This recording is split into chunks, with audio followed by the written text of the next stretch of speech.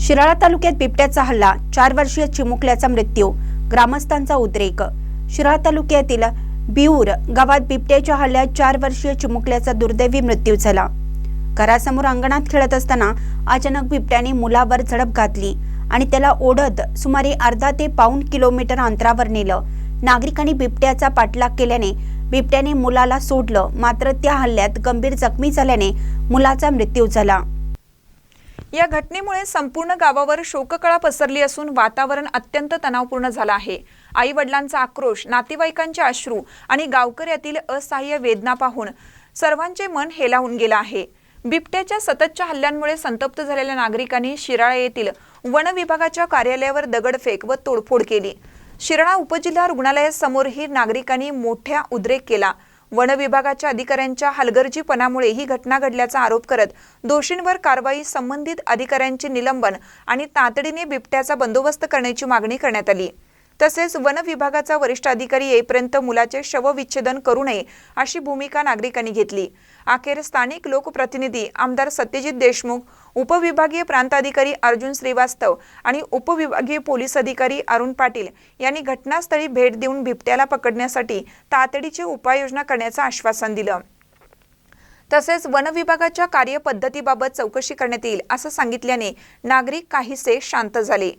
आज संध्याकाळी 6:30-7च्या दरम्यान बिबट्याच्या हल्ल्यामध्ये राजवीर हनुमंत पाटील नावाचं एक अत्यंत चिमुकलं निरागस अशा पद्धतीचा मुलगा आमचा हा दुर्दैवानं आम्हाला गमावायला लागला आणि त्याच्यामुळं प्रचंड मोठ्या पद्धतीचा जनरोष जो होता, जनरोष या निमित्तानं आपल्या असणाऱ्या ग्रामीण रुग्णालयाच्या समोर लोकांनी दाखवला। त्याचं कारण असं आहे की वन खात्याच्या मार्फत सातत्यानं या बाबतीत असणारी जी काही भूमिका आहे त्या भूमिकेच्या बाबतीतला तो रोष होता। समाजामध्ये खूप मोठ्या पद्धतीनं भावना होती की उपोळ्यामध्ये जो प्रकार घडला, खेडमध्ये बिबट्या दिसला होता, त्यानंतर बिऊरमध्ये सुद्धा 2 वेळा बिबट्या दिसला होता। एक ठिकाणी तर उपोळ्यामध्ये एका मुलीला लहान तिच्या भावानं वाचवलं, नाहीतर ती सुद्धा बिबट्याला बक्षस्थानी पडली असती। आणि म्हणून या निमित्तानं सर्व नागरिक इथं जमले होते। आज या नागरिकांचा रोष बघितल्यानंतर जिल्ह्याचे असणारे वन खात्याचे अधिकारी, आपले SDO आणि असणारे सर्व प्रशासकीय अधिकारी इथं आले।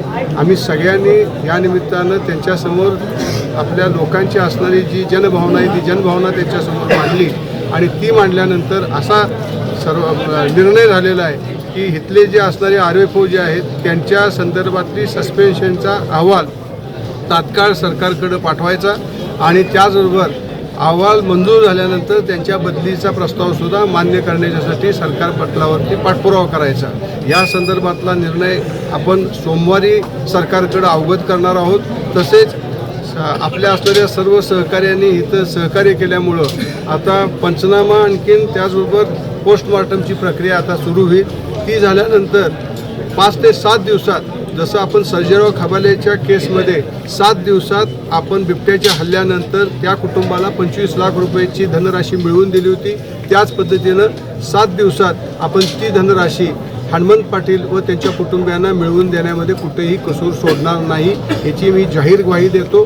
झालेली घटना ही अत्यंत दुःखद आहे। हे मिळालेली जी धनराशी सोडून मी आवाहन करतो माझ्या असणाऱ्या सर्व स्वकीयांना, माझ्या असणाऱ्या सर्व सहकार्यांना की आपण सगळ्या मंडळींनी मिळून आणि काही धनकोश गोळा करून आपल्या ह्या कुटुंबाला देता आला तर त्याच्या संदर्भातला सुद्धा प्रयत्न करूया। आणि ह्यापुढं या संदर्भात वन खात्यानं असं आश्वासन दिलेलं आहे की त्यांनी नागपूरच्या असणाऱ्या वन खात्याच्या केंद्राकडनं ट्रॅप लावणे आणि ट्रॅप लावून असे नरभक्षक बिबटे जे आहेत त्यांना पकडणे या संदर्भातली परवानगी त्यांनी घेतलेली आहे। हा नरभक्षक बिबट्या पकडून तो त्याच्या हितनं निश्चितपणे हलवण्याच्या संदर्भातली युद्धपातळीवरती व्यवस्था केली जाईल, एवढी मी या निमित्तानं ग्वाही देतो।